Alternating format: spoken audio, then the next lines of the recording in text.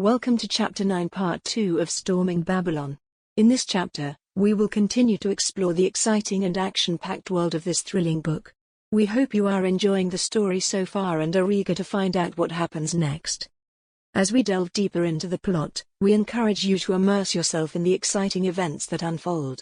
From thrilling action scenes to heart-pumping moments of suspense, Storming Babylon is sure to keep you on the edge of your seat.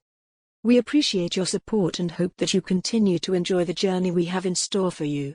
Thank you for enjoying the story, and we look forward to sharing more with you in the upcoming chapters. Chapter 9 Part 2. Polina took a long drag on her cigarette as she listened on the other side of the Chinatown payphone.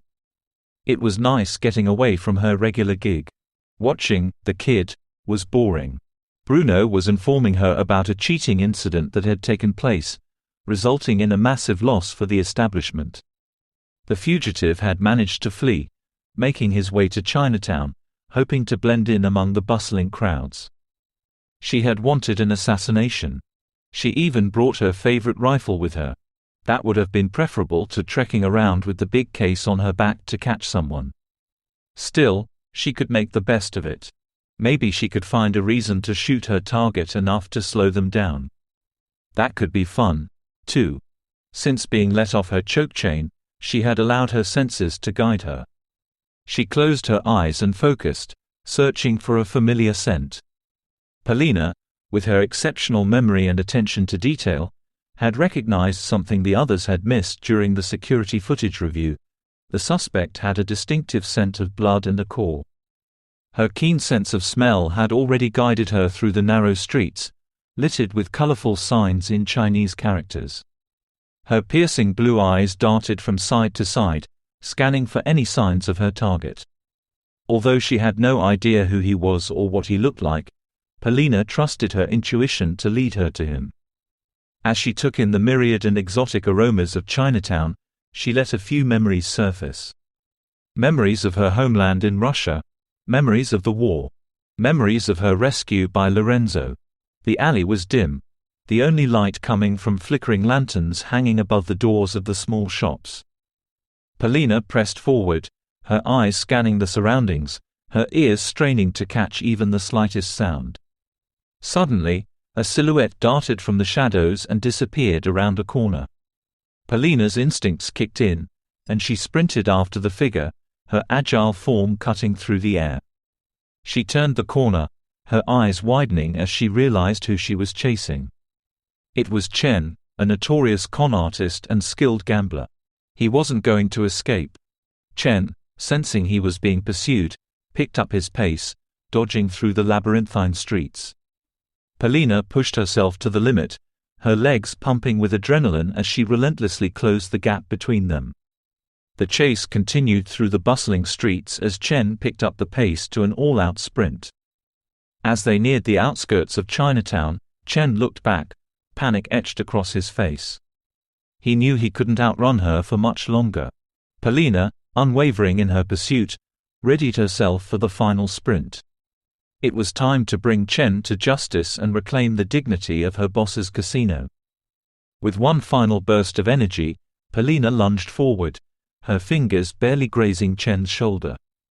It was enough to unbalance him, causing him to stumble and fall. Polina tackled him, her strong grip ensuring he wouldn't escape again.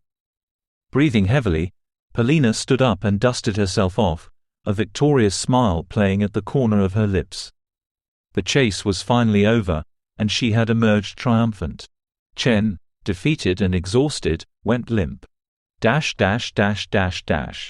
After a short time, Artem realized that there wasn't an escape for him. Several of his attackers had pursued him over the last block and were waiting for his strength to give out, which it just had. As the first of them charged him with a dagger, the sound of a large-caliber rifle rang out in the night, snapping the man's head back and causing blood to spray across the alley. Artem's vision was failing but enough to make out a familiar blonde woman ejecting a round from her rifle as she aimed for the next cultist's head. Whatever bravery the cultists were experiencing at the prospect of killing the doctor evaporated and they fled, leaving the blonde alone on the sidewalk with Artem. The doctor managed to wheeze. "How did you find me?" We'll talk about it after you're not dying, the. She looked down at him with an appraising eye and a sniff. Not looking too good. Lost a great deal of blood. Polina pulled Artem over her shoulders with such ease that he calculated her strength to be far more than what her frame should have offered. She carried him to a parked car just down the way and dumped him unceremoniously into its back seat. Artem was losing his fight for consciousness, but he could tell they were going in the wrong direction to get back to Babylon as her car sped out of Chinatown like a bat out of hell. Soon the woman had parked outside a familiar area of town, and dim recollections of being there recently swam into his mind. She jerked the side door open and had him over her shoulder again and up the stairs before he could feasibly protest. She grabbed the door handle and gave the old metal a jarring twist and shove. The aged lock popped open and let her inside. Pulling off her leather jacket, she tugged her shirt over her head with a grunt. Within moments she started to pull the garment apart and used it as field bandages to hold the worst of Artem's bleeding flesh together. When she finished, she covered her exposed chest with her leather jacket and slipped out the door.